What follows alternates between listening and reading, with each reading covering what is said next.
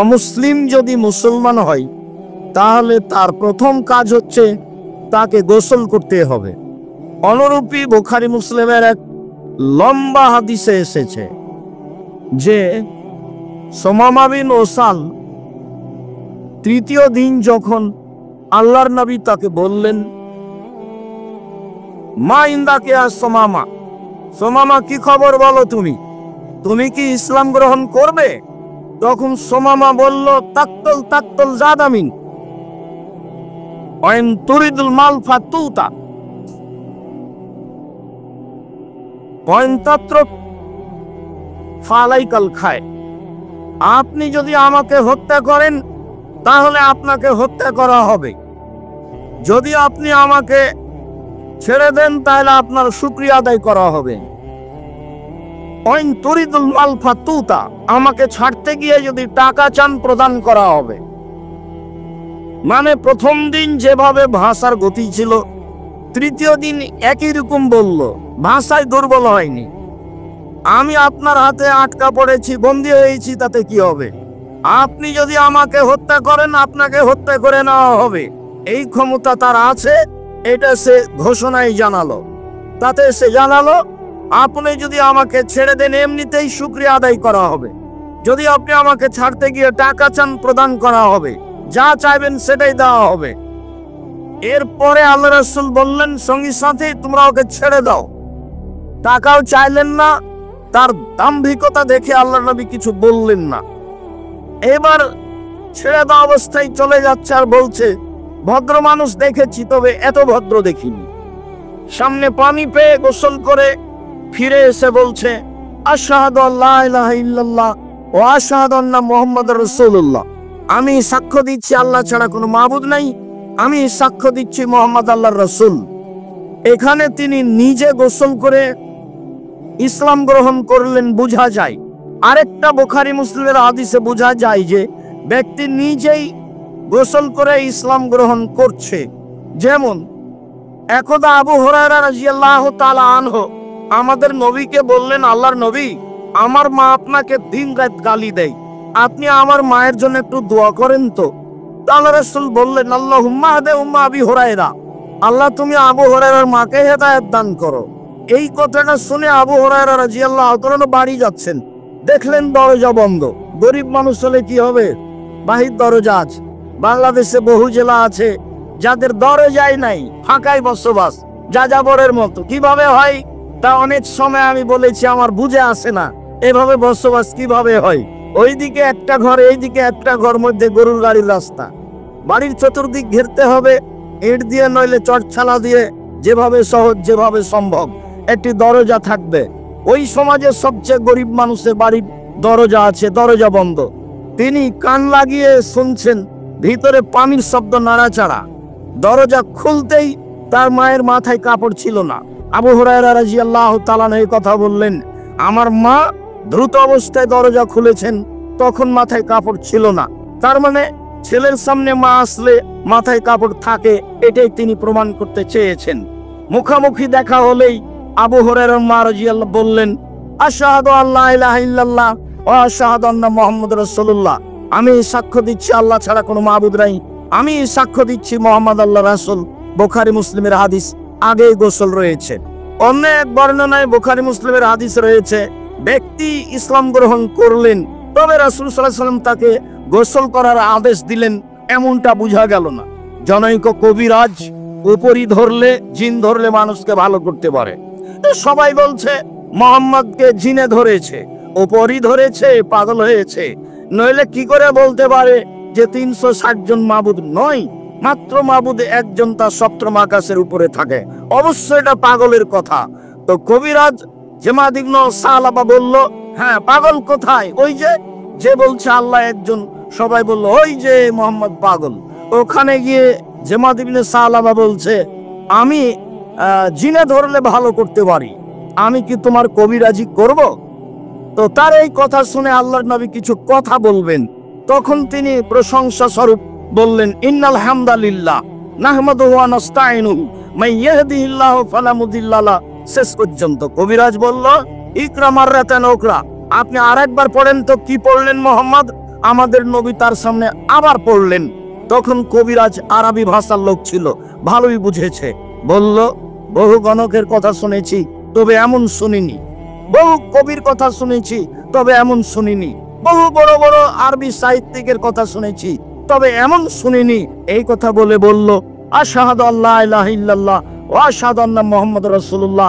আমি সাক্ষ্য দিচ্ছি আল্লাহ ছাড়া কোনো মাবুদ নাই, আমি সাক্ষ্য দিচ্ছি মুহাম্মদ আল্লাহর রাসূল। সব বুখারী মুসলিমের হাদিস। এখানে গোসলের বিবরণ হলো না, তবে গোসল করে ইসলাম গ্রহণ করা ভালো, যেমন ভাবে জুমার দিনে গোসল করে আসা ভালো। সম্মানিত দিনী ভাই বোন, সাধারণ গোসল এবং জুমার দিনের গোসল, প্রতিদিন গোসল, শরীর হাত মুখ পরিষ্কার থাকবে, মাথা পরিষ্কার থাকবে মর্মে গোসল করাই ভালো। ইবনে আব্বাস রাদিয়াল্লাহু তাআলা আনহু, ইকরিমা রাদিয়াল্লাহু তাআলা আনহু বলেন, ইন্না উনাসান মিন আহলি ইরাক যাও। ওয়াকাল ইবনে আব্বাস, ইরাকের কিছু লোক আসলো। এ হাদিসে বোঝা যাবে যে জুমার দিনে গোসল চালু হলো কেন। গোসলটা আসলে ফরজ নয় জুমার দিনে, ঈদের দিনে গোসল করতে হবে আলোচনায় নাই। যদিও ভারত, বাংলাদেশ, পাকিস্তানের লোকেরা বেশ সুন্দর করে জাঁকজমক সহকারে ঈদের দিন গোসল করে, আবার রাজশাহী, চাঁপাই নবাবগঞ্জে মানুষ তো করে গরু ছাগলকে বেশ ভালোই গোসল করায় এবং সাদ করে করায়। জুমার দিন ভালো পোশাকের বিবরণ বোঝা যায়, গোসলের বিবরণ বোঝা যায় না। মর্মে যে হাদিস রয়েছে তা জয়ীফ, কাজেই জুমার দিনে গোসল করা উত্তম এমনটাও নয়। গোসল করতে পারে, যেমন ভাবে গোসল করলে শরীর ভালো থাকে, পরিষ্কার থাকে, তেমনিতেই। সম্মানিত দিনী ভাই বোন, তারা এসে বলল, ইবনে আব্বাস আতারাল গোসলা ইয়াউমাল জুমা ওয়াজিবান। আচ্ছা আব্দুল ইবনে আব্বাস, আপনি কি জুমার দিনে গোসল করা জরুরি মনে করেন? কালা লা, না তো, আমি তো জরুরি মনে করি না।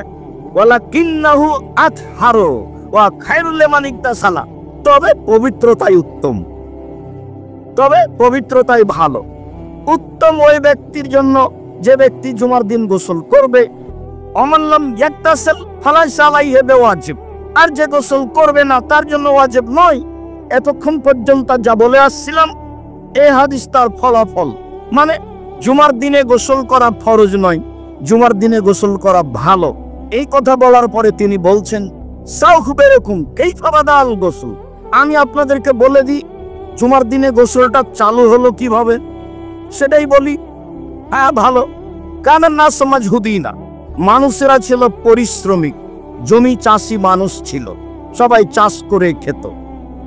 কারণ না সেলবাসুনাল সুফা, মানুষেরা সব মোটা পশমি কাপড় ব্যবহার করত। ওয়াইয়া মালুনা আলা দুহুরিহিম, মাঠে কাজ করত, শক্ত পরিশ্রমের কাজ। ওয়াকানাল মসজিদুল দাইয়াকান, সেদিন মসজিদ ছিল একেবারেই সংকীর্ণ। মুকাররাবাস সাকফে, ছাদ ছিল একেবারেই নিচু।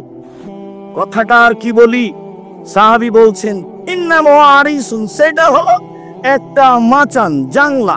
এই যে পূর্বাঞ্চলে আপনারা জাংলা দেখেন, লাউয়ের টাল জাংলা, আমরা তো চাঁপাই নবাবগঞ্জে টাল বলি, কোন কোন এলাকায় মাচান বলে, কোন কোন এলাকায় জাংলা বলে। তো বলছে যে মসজিদে নববী একটা জাংলা। ইন্নামা হে আরিস, এটা একটা মাচান, এটা একটা জাংলা, এটা একটা লাউ গাছের টাল। এই কথা ইবনে আব্বাস রাদিয়াল্লাহু তাআলা আনহু বললেন মসজিদে নববীকে বুঝাতে গিয়ে। মসজিদে নববীর বাস্তব অবস্থা ইবনে আব্বাস রাদিয়াল্লাহু তাআলা আনহু পেশ করেন। তাতে তিনি বলেন, ফাখারাজা রাসূলুল্লাহ সাল্লাল্লাহু আলাইহি ওয়াসাল্লাম ফি ইয়াউমিন আররিন, একদা খুব গরমের দিনে আল্লাহর নবী জুমার সালাতে বের হলেন। ওয়ারাকান নাস ফি যালিকা সুফে, জনগণ পশমি কাপড় পরার কারণে তাদের শরীর ঘেমে গেছিল। ফাসারাত মিনহুমুর রিয়া, সেদিন তাদের শরীর থেকে গন্ধ বের হচ্ছিল। ফাআদা বিযালিকা বাদুহুম বাদা, ফলে একজন আরেকজনকে কষ্ট দিচ্ছিল শরীরের গন্ধে। যেহেতু শরীর ঘেমে গেছে, পরিশ্রমিক মানুষ, তখন একজন আরেকজন গন্ধ বুঝতে পারে।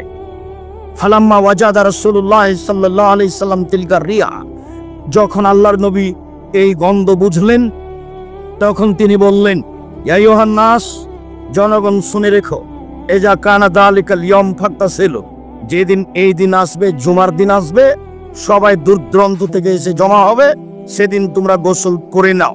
শুধু গোসল নয়, ওয়াল ইয়ামাসসাহাদুকুম মিন তুহনি ওয়া তিরিহি, পারলে ভালো তেল গায়ে লাগিয়ে নিবে, পারলে ভালো আতর গায়ে লাগাবে।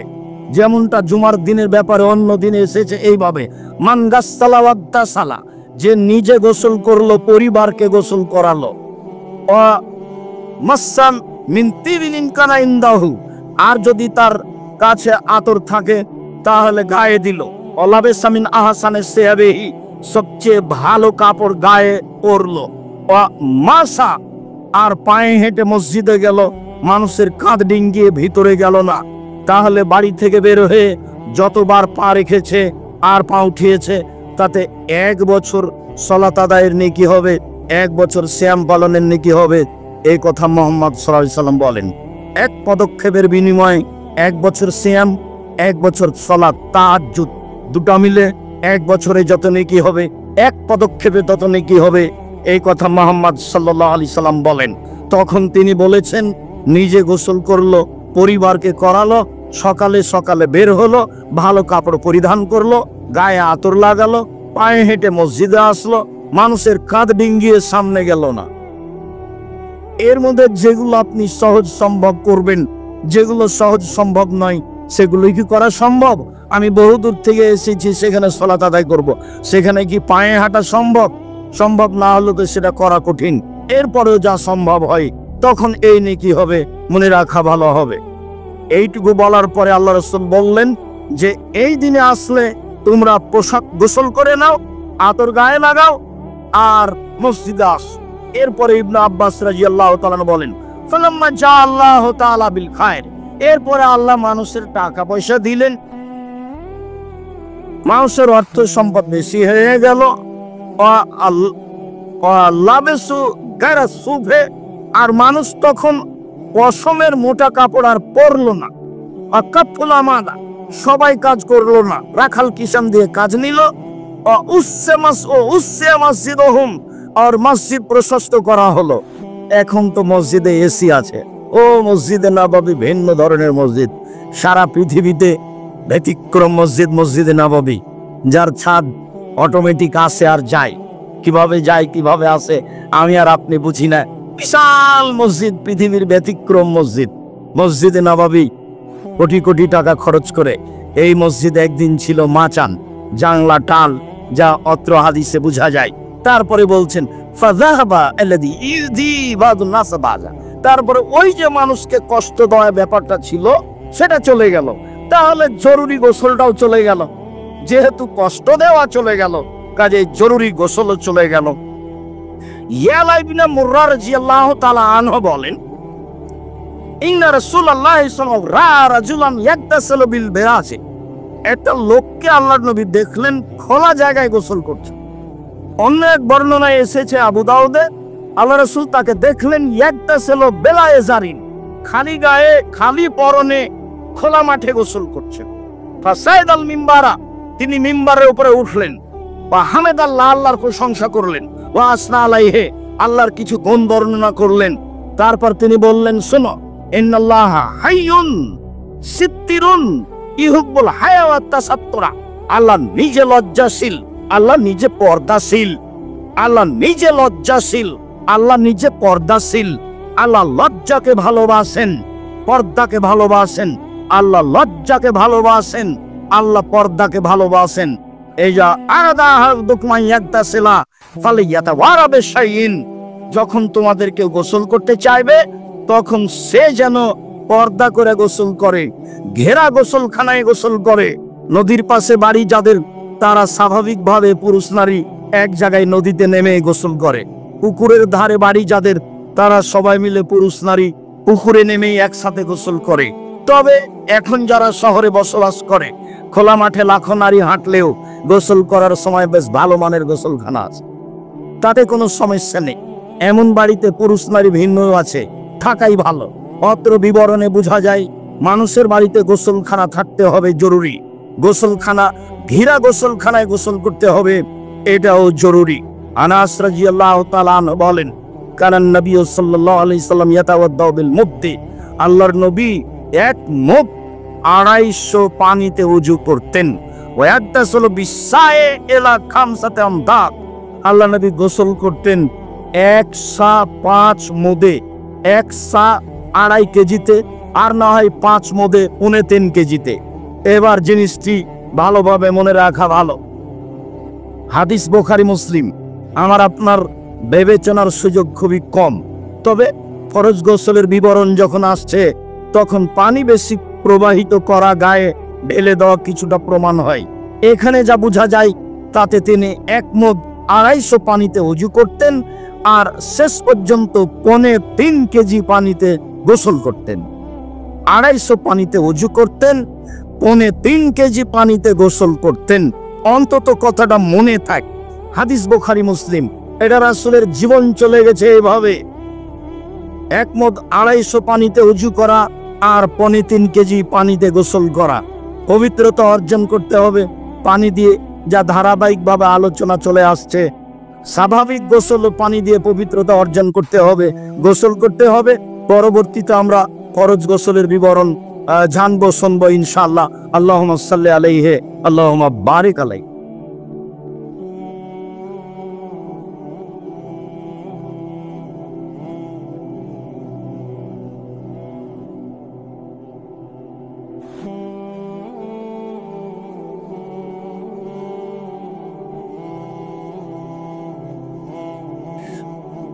আলহামদুলিল্লাহ ওয়াহদা, আসসালাতু আসসালামু আলা মান লা নাবিয়্যা বাদা। সম্মানিত দিনী ভাই বোন, আমরা সাধারণ গোসল কিভাবে, কখন, কত পরিমাণ পানিতে করতে হবে তা বুঝছিলাম। তা সব মিলে ছিল সাধারণ গোসল, ফরজ ছিল না। কোনো কোনো সময়ে করা ভালো, উচিত বলে আলোচনা করা হয়েছে। তার মধ্যে রয়েছে জুমার দিনে, তার মধ্যে রয়েছে একজন মৃদু ব্যক্তি মানুষকে যদি গোসল দেয় তাহলে। এছাড়াও স্বাভাবিক গোসল করতে পারে মানুষ শরীরের গতিতে, এটাই আমরা বুঝলাম ফরজ গোসল। আবু হুরায়রা রাদিয়াল্লাহু তাআলা আনহু বলেন, রাসূল সাল্লাল্লাহু আলাইহি ওয়াসাল্লাম বলেছেন, ইজা জালাসা আহাদুকুম বাইনা শুআবিহাল আরবায়ে সুম্মা জাহাদাহা ফাকাদ ওয়াজাবাল গোসল ওয়া ইল্লাম ইনজিল। মানুষ যদি স্বামী স্ত্রীর সাংসারিক পারিবারিক বিষয়টি বাস্তবায়ন করে এবং বিষয়টি বাস্তবায়ন করার জন্য উভয়ই চেষ্টা সহকারে আগ্রহী হয়ে করে থাকে, ফাকাদ ওয়াজাবাল গোসল, তাহলে তাকে গোসল করতে হবে। এটা জরুরি, করতেই হবে। শুক্রকীট আসুক আর না আসুক তাতে আসে যায় না। অত্র বুখারী মুসলিমের হাদিসে সাংসারিক পারিবারিক সহবাস ঘটলে উভয়কে গোসল করতে হবে, ফরজ গোসল, যা অত্র হাদিসে বোঝা গেল। আয়েশা রাদিয়াল্লাহু তাআলা আনহা বলেন, কানান নবী সাল্লাল্লাহু আলাইহি সাল্লাম ইজাগতাসালা মিনাল জানাবাত, যখন আল্লাহর নবী ফরজ গোসল করতেন, বাদা ফাগাসালা ইয়াদাইহি, তিনি গোসল আরম্ভ করতেন, প্রথমে 2 হাত ধৌত করতেন। সুম্মা ইয়াতাওয়াদ্দাউ কামা ইয়াতাওয়াদ্দাউ লিস-সালাতে, হাত দুটি ধুয়ে নিয়ে ওযু করতেন সালাতের ওযুর মতো। হাত দুটি ধুয়ে নিয়ে ওযু করতেন সালাতের ওযুর মতো। সুম্মা ইদখিলু আসাবিআহু ফিল মায়ে, তারপর আঙ্গুলগুলি পানিতে ডুবাতেন, হাত পানিতে ডুবাতেন। হাত আগেই ভালো করে ধুয়ে নেওয়া হয়েছে, যা ওযুরও আগে ছিল, তারপরে আবার ওযু করা হলো সালাতের ওযু, তাহলে হাত দ্বিতীয়বার ধোয়া হয়েছে। আর যখন কোনই পর্যন্ত ধুইছি তখন হাত তৃতীয়বার ধোয়া হয়েছে কবজি পর্যন্ত। তাই করোনার সময় স্পষ্টভাবে দেখাতে চেয়েছিলাম মানুষের ভুল ধারণা। আলেম ওলামাও বলছেন যে মসজিদে আসা হবে না, 3 ফুট পর পর দাঁড়াতে হবে। অবাক হয়ে গেলাম, ঘোষণায় বলেছিলাম সারা পৃথিবীর মানুষ যদি বলে যে 3 ফুট পর পর দাঁড়াতে হবে, আমি আব্দুর রাজ্জাক বিন ইউসুফ বলবো তা হবে না। সতর্কতা দিয়ে করোনাকে ঠেকাতে রাজি নই। পৃথিবী সৃষ্টির 50,000 বছর পূর্বে যদি করোনা ভাগ্যে লেখা থাকে তাহলে আজকে করোনা ধরবেই। এছাড়া যদি করোনা লেখা না হয়ে থাকে তাহলে যার করোনা হয়েছে তার গায়ের সাথে গাও লাগিয়ে থাকলেও করোনা ধরবে না, এ কথাই ঠিক। করোনা ধরবে না এ কথাই ঠিক, বরং করোনা লেখা থাকলে ধরবে না এরও কথা আল্লাহ নবী বলেছেন। আল্লাহ নবী বলেছেন খুব দোয়া করো বেশি বেশি করে, তাহলে 50,000 বছর পূর্বে পৃথিবীর সৃষ্টির যেটা লেখা হয়েছে সেটা কেটে নতুন ভাবে লিখে দেওয়া হবে। তিনি আরো বলেছেন মানুষের সাথে ভালো আচরণ করো, তাহলে পৃথিবীর সৃষ্টির 50,000 বছর পূর্বে যে তাকদীর লেখা হয়েছে সেটা কেটে নতুন ভাবে লিখে দিবেন। এ কথা মুহাম্মদ সাল্লাল্লাহু আলাইহি ওয়াসাল্লাম বলেন, হাদিস বুখারী মুসলিম। লিখিত ভাগ্য পরিবর্তন করা যায়, তার দুইটি মাধ্যম রয়েছে, একটা হলো বেশি করে দোয়া করা, আর একটা হলো মানুষের সাথে চালচলন ভালো আচরণ দেখানো। ইবাদতের জগতে সবচেয়ে ভারী নেকির ইবাদত হলো ভালো আচরণ, ব্যতিক্রম ইবাদত হলো ভালো আচরণ। মনে রাখা ভালো হবে, আমরা জানি না ইবাদত এই দুটার নাম, জানি যে সালাতের নাম ইবাদত, হজের নাম ইবাদত, তাসবিহ তাহলিলের নাম ইবাদত, কোরআনের নাম ইবাদত। খুব ভালো করে মনে রাখবেন, ইবাদতের জগতে সবচেয়ে গুরুত্বপূর্ণ ভারী নেকির ইবাদত হলো ভালো আচরণ, আর ব্যতিক্রম শক্তিশালী পাওয়ারফুল ইবাদত হলো দান। দুটাই ইবাদত, তবে পাওয়ারফুল হিসাবে সবচেয়ে বেশি ক্ষমতা রাখে এইটা। সদাচরণে দুনিয়াবি সুবিধা হয় আর দানে পরকালীন সুবিধা হয়। দুনিয়াবি যা আছে আল্লাহ আরেকটা করে দিবেন দানের কারণে, সদাচরণের কারণে, কিন্তু আপনার ওই এতে দানে পরকালীন করে দিবে যা আছে তা আরেকটা করে দিবেন আল্লাহ তাআলা। সম্মানিত দিনী ভাই বোন, বলছিলাম আয়েশা রাদিয়াল্লাহু তাআলা আনহা বলেন, এরপরে তিনি হাত পানির মধ্যে ঢুকিয়ে তার মাথার উপরে 3 অঞ্জলি পানি দিলেন। সুম্মা খাল্লালা ওসুলা শারিহি আও ইউখাল্লিল ওসুরা শালিহি, 3 অঞ্জলি পানি দিয়ে মাথার চুলটাকে হাত দিয়ে খিলাল করলেন। তাহলে ফরজ গোসলের যেটা দ্বিতীয় জরুরি কাজ সেটা হলো মাথার চুলে পানি দিয়ে মাথার চুলে আঙ্গুল দিয়ে খেলাল করতে হবে চুলকে। এরপরে তিনি বললেন সুম্মা এসুব্ব আলা রাসেহি, এরপরে তিনি মাথায় পানি ঢেলে দিলেন। সুম্মা ইফিজো আলা জাসাদেহি কুল্লিহি, তারপর সম্পূর্ণ শরীরে পানি ঢেলে দিলেন। সম্পূর্ণ শরীরে পানি ঢেলে দিলেন। এখন কি আসলে 5 মুদ, 3.25 কেজি, না কতটুকু পানি ঢেলে দিলেন তা কিন্তু আর স্পষ্ট হলো না। তাই এমনি ভাবে বোঝা যাচ্ছে, বিবরণে বোঝা যাচ্ছে এখন পানি বেশি হতে পারে, বেশি হয় স্বাভাবিক, যা একাধিক হাদিসে বোঝা যায়। উম্মু সালমা রাদিয়াল্লাহু তাআলা আনহা বলেন, এবার পারিবারিক অবস্থা বাস্তব দেখাচ্ছেন উম্মু সালমা। সারা পৃথিবীর মানুষের কাছে পারিবারিক অবস্থা দিয়ে গেছেন। পৃথিবীর মানুষ এই যে সাংসারিক জীবনে পারিবারিক অবস্থায় কিভাবে পবিত্রতা অর্জন করবে আমি তোমাদের সামনে দিয়ে চলে গেলাম। নিজস্ব বিবরণ উম্মু সালমা রাদিয়াল্লাহু তাআলা আনহার চোখের সামনে দেখা। তিনি বলছেন, ওয়াজাতুলিন নবী সাল্লাল্লাহু আলাইহি সাল্লাম গোসলান, ওয়াজাতুলিন নবী সাল্লাল্লাহু আলাইহি সাল্লাম গাসলান, আমি রাসূল সাল্লাল্লাহু আলাইহি সাল্লামের জন্য ওযুর পানি রাখলাম। যখন গায়ন শব্দে যাবার হবে তখন হবে ওযুর পানি, গোসলের পানি। আর গায়ন শব্দে যদি পেশ হয় তখন হবে ধোয়া, আর যদি গায়ন অক্ষরে জের হয় তাহলে তখন অর্থ হবে পাত্র, পানির পাত্র। তা আমি রাসূল সাল্লাল্লাহু আলাইহি সাল্লামের জন্য পানি রেখে দিলাম, তিনি গোসল করবেন। ও সাতারত হবে সবিন, আমি গোসলের জন্য জায়গা কাপড় দিয়ে ঘিরলাম। স্বামী স্ত্রী পারস্পরিক কাজ, স্ত্রী আপনার সাথে থাকবে, স্ত্রী আপনার সহযোগিতা করবে কাজে। বিষয়টি দুই দিক খেয়াল করে দেখবেন। এইটা ও আমার কাজের মহিলা সেবা করছে এটা কথা নয়, স্ত্রী কাজের মহিলা সেবা করছে এটা নয়। স্ত্রী আপনার সাথের মানুষ, আপনার জন্য তাকে সৃষ্টি করা হয়েছে, তার সাথে উঠে আপনার সাথে উঠে, আপনার সাথে বসে, আপনার সাথে খায়, আপনার সহযোগিতায় থাকে, আপনি তার সহযোগিতায় থাকেন। এর নাম স্ত্রী, সেবিকা হিসাবে নয়, কাজের মেয়ে হিসাবে নয়, সে আপনার সম্মানী মানুষ। উম্মু সালমা রাদিয়াল্লাহু তাআলা আনহা খুব বুদ্ধিমতী, সচেতন, হুঁশিয়ার মানুষ, যাকে বিবাহের প্রস্তাব দিলে তিনি বলেছিলেন, দেখেন আপনি হচ্ছেন শহরের মানুষ, আমি হচ্ছি পল্লীর মানুষ, আপনার সাথে আমার সংসার কেমন চলবে? প্রস্তাব দিয়েছেন ভালো কথা, আপনি নিজেই বিবেচনা করে দেখুন। আরো দেখুন, আমার স্বামী ছিল, স্বামী মারা গেছে, আমি আরেকজন পুরুষের সাথে সংসার করেছি, আমি আপনার সাথে এসে কেমন করে সংসার করব, মিল খাবে কিনা আপনি বিবেচনা করে দেখুন। তৃতীয় হলো, আমার সাথে আমার ছেলে আছে, আমাকে বিবাহ করা মানে আমি একাই আসবো না, আমার ছেলে আপনার সাথে এসে আপনার বাড়িতে থাকবে, খাবে, সব মিলে আপনি বিবেচনা করবেন। তখন আল্লাহর নবী বললেন, উম্মে সালমা বিবেচনা করে এই প্রস্তাব দিয়েছি। তিনি বুঝেছিলেন উম্মে সালমা একজন বুদ্ধিমতী মহিলা। সময়ে সময়ে তিনি পরামর্শ দিয়েছেন, খুব বিপদের দিনও তিনি পরামর্শ দিয়েছেন। পরামর্শ যখন জটিল নেওয়া প্রয়োজন হয় তখন তিনি উম্মে সালমার কাছে যান, তাকে বিষয়গুলি খুলে বলেন, সময়ে হবে বাকি কথা।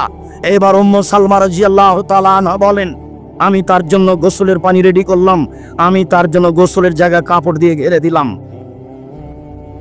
ফাসাব্বা ইয়াদাইহি ফাগাসালাহুমা, প্রথমে তিনি হাত ধুয়ে নিলেন, ভালো করে হাত ধুয়ে নিলেন। এরপরে ফাসাব্বা বিয়ামিনিহি আলা শিমালিহি, ডান হাত দিয়ে বাম হাতের উপরে পানি ঢাললেন। বাম হাতের উপরে পানি ঢেলে ফাগাসালা ফারজাহু, তিনি তার পুরুষাঙ্গ ধৌত করলেন, যা হবে নারীর জন্য। ধৌত করার পরে জারাবাবিহিল আরজা, হাতটা তিনি মাটির উপরে মারলেন। পুরুষাঙ্গ ধৌত করার পরে হাতটা তিনি মাটির উপরে মারলেন।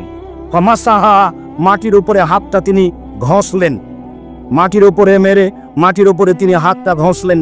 ফাগাসালাহা, তারপর তিনি হাতটা আবার পানি দিয়ে ধৌত করলেন। সুম্মা মাজমাজা, তারপর তিনি কুলি করলেন। অস্তান শাখা, তারপর তিনি নাকে পানি দিলেন। ও গাসাল ওয়াজহাহু, তারপর তিনি মুখমণ্ডল ধৌত করলেন। সুম্মা সাব্বা আলা রাসিহি, তারপর তিনি মাথায় পানি ঢাললেন। সুম্মা আফাজালা জাসাদিহি, তারপর তিনি শরীরের উপরে পানি ঢাললেন। সাব্বা মানে ঢেলে দেওয়া, আর আফাজা মানে প্রবাহিত করে দেওয়া। প্রবাহিত করলেন গায়ের উপরে পানি। সুম্মা তানাহা, তারপর তিনি সেখান থেকে সরে গেলেন যেখানে গায়ে পানি ঢেলেছিলেন। সুম্মা গাসালা রিজলাইহি, তারপর তিনি পা দুটি ধৌত করলেন। এটা হলো ফরজ গোসলের পদ্ধতি।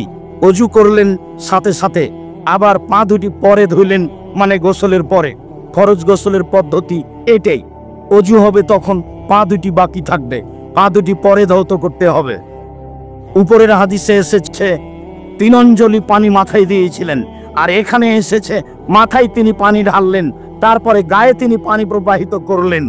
যদি 3 অঞ্জলি করে এটা সুন্নাত, 3 অঞ্জলি না করে যদি মাথায় পানি ঢেলে দেয় আর হাত দিয়ে চুল খেলাল করে ভালো, তারপরে গায়ে পানি ঢেলে দিবে, তারপরে ওখান থেকে সরে গিয়ে পা ধৌত করতে হবে।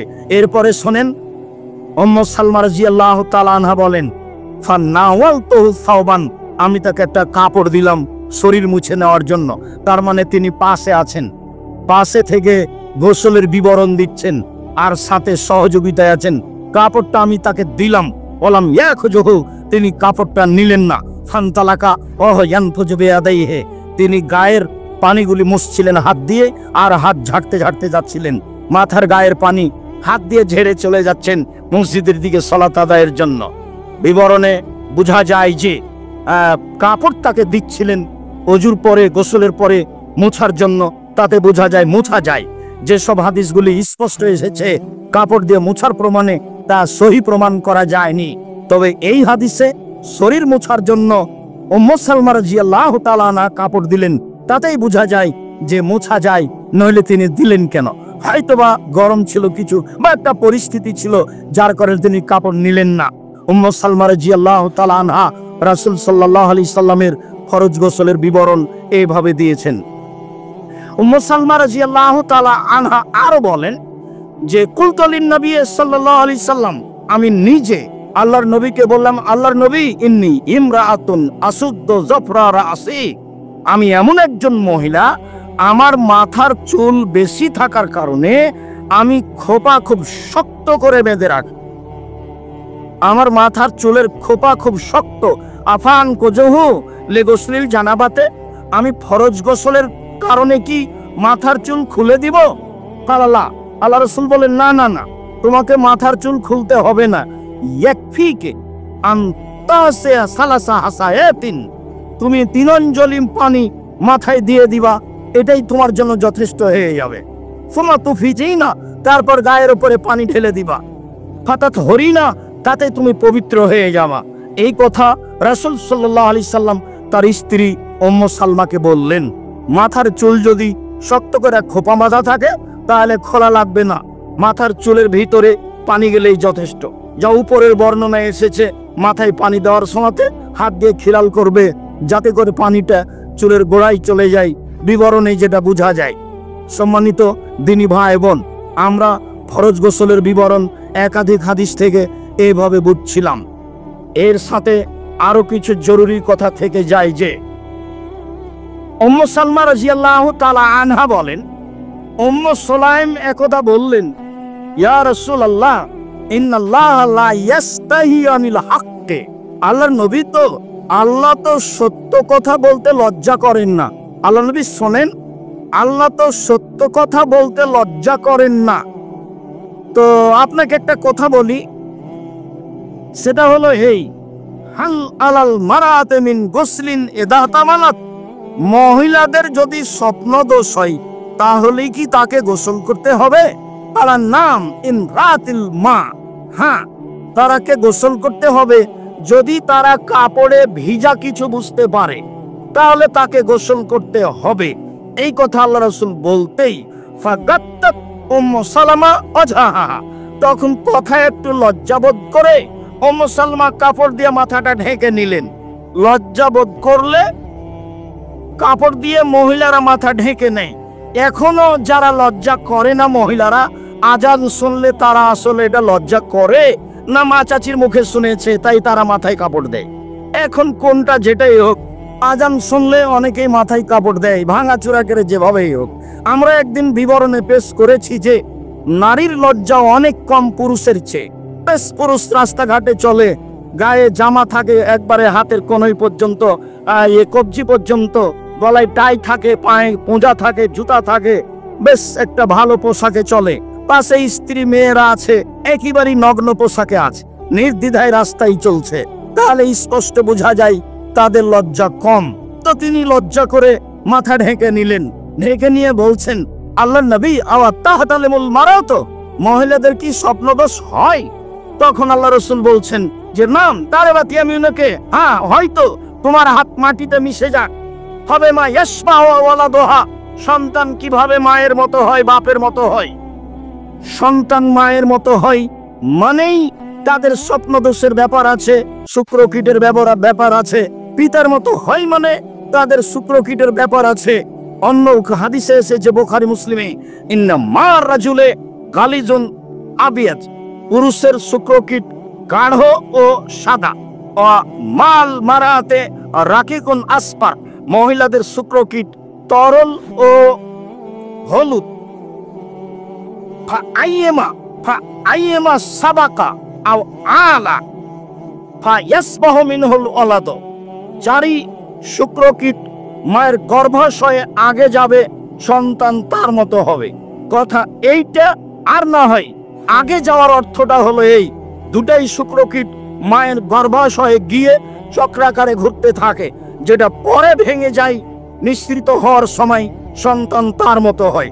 আগে গর্ভাশয়ে গেলে তার মতো হবে যার যায়, বা পরে ভেঙে গেলে তার মতো হবে যার পরে ভাঙে, যেটাই হোক না কেন।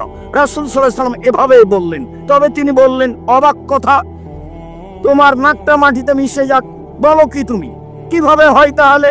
ছেলে বাপের মতো হয়, ছেলে মায়ের মতো, স্বপ্নদোষ তো হবেই। অন্য এক হাদিসে এসেছে, ইন্নান নিসা হাকায়কু শাকায়কু রিজালে, মহিলারা হচ্ছে পুরুষের মতোই, মহিলারা হচ্ছে পুরুষের মতোই। অন্তত এইসব কিছুতে পুরুষের মতোই। সালাতও মহিলারা পুরুষের মতো, 2 রাকাত সালাত আদায় করলেও মহিলারা পুরুষের মতো। 2 রাকাত সালাত আদায় করলে ওরা যা পাবে এরাও তাই পাবে। কোন কোন জায়গাতে তারা অনেক উপরে আছে, যেখানে পুরুষেরা ধারে কাছে যেতে পারেনি। আর যেখানে কম দেখানো হয়েছে যে ডবল পাবে জমি ছেলে আর অর্ধেক পাবে মেয়ে, তখন মানুষ বুঝতে পারেনি যে কেন এটা হয়েছে।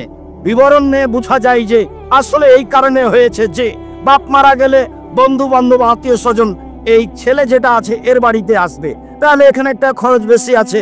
ওই বোনের সংসার বন্ধ হয়ে গেলে, স্বামী মারা গেলে তালাক দিয়ে দিলে মহিলা আবার ভাইয়ের কাছে আসবে, পরবর্তী বিবাহ শাদীর দায় দায়িত্ব ভাইয়ের উপরেই বর্তাবে। অনেক খরচ এখানে আছে, এই কারণে ডবল হতে পারে। এমনটা হতে পারে, আল্লাহ আলাম, আল্লাহ ভালো জানেন। তবে অনেক অংশেই তারা সমান সমান আছে, এখানে সমান সমান আছে, এই কথা রাসূল সাল্লাল্লাহু আলাইহি সাল্লাম বলেন।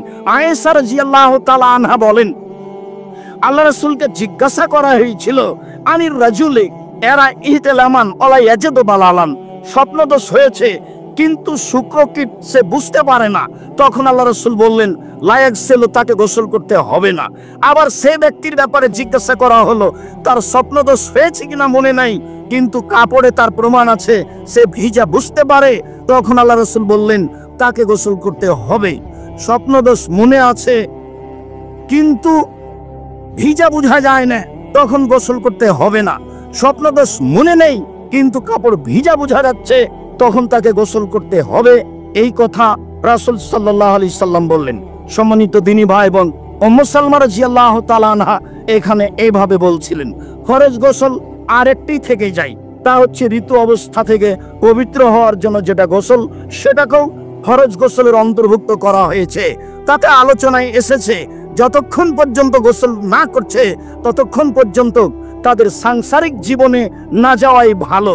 তাতে বলা হয়েছে, আয়েশা রাদিয়াল্লাহু তাআলা আনহা বলেন, ইন্না ইমরাতাম মিনাল আনসার, একজন আনসারী মহিলা রাসূলকে জিজ্ঞাসা করলো, আন গোসলে মিনাল মাহিজে, ঋতু হতে গোসল করার ব্যাপারে। একজন আনসারী মহিলা আল্লাহ রাসূলকে জিজ্ঞাসা করলো ঋতু হতে গোসল করার ব্যাপারে। তখন তিনি বললেন, খুঁজি ফিরসাতান মিন মিসকিন, তুমি আতর মিশ্রিত একটা কাপড়ের টুকরা নাও। মহিলাকে তিনি বললেন, তুমি একটা আতর মিশ্রিত কাপড়ের টুকরা নাও, ফাতাতাহহারি বিহা, এ দিয়ে তোমার স্ত্রী অঙ্গের ভিতর সাইড মুছে নাও। এইটুকু আল্লাহ রাসূল বলে থেমে গেলেন। তখন মহিলা বলল, কাইফা তাতাহহারু, আমি কিভাবে পবিত্রতা অর্জন করব? আল্লাহ রাসূল বললেন, তাতাহহারি বিহা, এইভাবে পবিত্রতা অর্জন করো। মহিলা বলল, কাইফা তাতাহহারু বিহা, এভাবে কিভাবে পবিত্রতা অর্জন করব? তখন আল্লাহ রাসূল বললেন, সুবহানাল্লাহ, এত বলছি তবু বুঝো না? তাতাহহারি বিহা, তুমি এইভাবে পবিত্রতা অর্জন করো। পরিস্থিতি দেখে আয়েশা রাদিয়াল্লাহু তাআলা আনহা বলেন, ফাজাজাতুহা ইলাইয়া, আমি তাকে ধরে নিজের দিকে টেনে নিলাম। টেনে নিয়ে বললাম, ফাতাতাবাই বিহা আসারাদ দামে, এই যে কাপড়ের কথা আল্লাহ নবী বললেন, সেটা দিয়ে তুমি তোমার স্ত্রী অঙ্গে কোনো যদি ময়লা বা কিছু রক্ত কিছু থেকে থাকে, এটা পরিষ্কার করে নাও, যেই কাপড়ে থাকবে আতর লাগানো, তারপরে তুমি গোসল করো। সেখানে অজু করে গোসল করতে হবে, তবে সেখানে অজুর বিষয়টি জরুরি বলা হয়নি। ফরজ গোসলে যেমন ভাবে অজুর বিষয়টি গুরুত্বপূর্ণ। আয়েশা রাদিয়াল্লাহু তাআলা আনহা বলেন, কুনতু আদাসেল, কারণে কাপড় ছিল না। অত্র হাদিসটি সহিহ ইবনে হিব্বানে এসেছে। তখন স্পষ্ট এসেছে আয়েশা রাদিয়াল্লাহু তাআলা নিজস্ব বিবরণ, যে ঘিরা গোসলখানাতে আমাদের পরনে কাপড় ছিল না। এদেশে একজন সুযোগ্য পণ্ডিত ছিলেন আব্দুল্লাহ জাহাঙ্গীর, তিনি এই বিষয়ে বর্ণনা করতে গিয়ে খুব খোলাখুলি ভাবে বলেছেন, উভয়ের পরনে কাপড় ছিল না, উভয়ের গায়ে কাপড় ছিল না।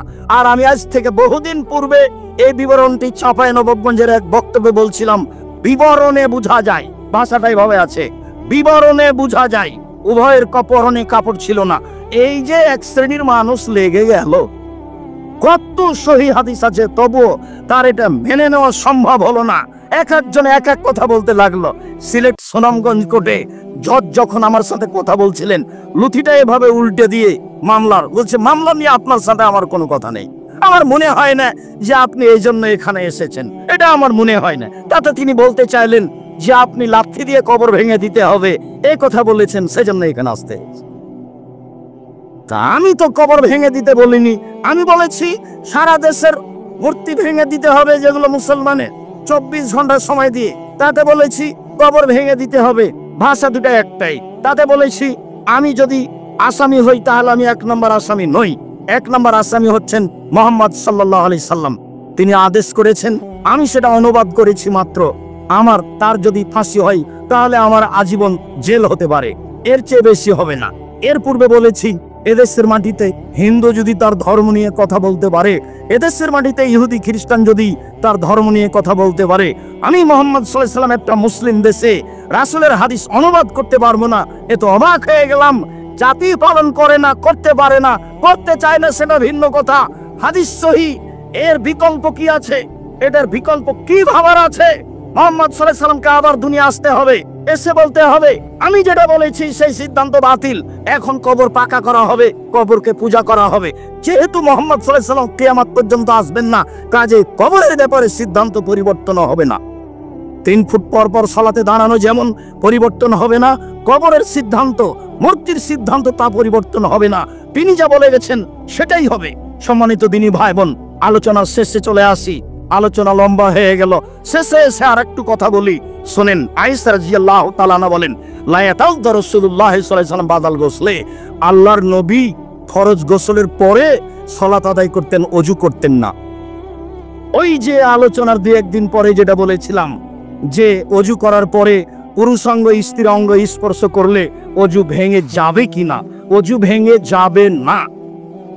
উত্তেজনায় উত্তেজিত হয়ে স্পর্শ করলে ওযু ভাঙবে, তাছাড়া ওযু ভাঙবে না। প্রমাণ এটাই। আয়েশা রাদিয়াল্লাহু তাআলা আনহা বলেন, আল্লাহর নবী ফরজ গোসলের পূর্বে ওযু করেছেন, সেই ওযু করার পরে সেই ওযুতেই গোসল করে সালাত আদায় করেছেন, তিনি আর ওযু করেননি। সম্মানিত দিনী ভাই বোন, আশা যে সাধারণ গোসলের বিষয়টি এবং ফরজ গোসলের বিষয়টি রাসূল সাল্লাল্লাহু আলাইহি সাল্লামের পরিবারের পক্ষ থেকে সুন্দরভাবে আমরা বুঝতে পেরেছি, জানতে পেরেছি বলে আমরা অনুমান করছি। এভাবেই আমরা রাসূল সাল্লাল্লাহু আলাইহি সাল্লামের জীবনের পারিবারিক বিষয়টি যেভাবে দেখলাম বাস্তবায়ন করার চেষ্টা করব ইনশাআল্লাহ। সম্মানিত দিনী ভাই বোন, আমরা খুতবার শেষে স্বাভাবিকভাবে যা বলে থাকি তা হচ্ছে এই দেশের যা পরিস্থিতি, তাতে আল্লাহর কাছে কান্নাকাটি করে আশ্রয় নিতে হবে। আল্লাহ, তুমি দেশের পরিস্থিতি ভালো করো, তুমি সর্বশক্তিমান।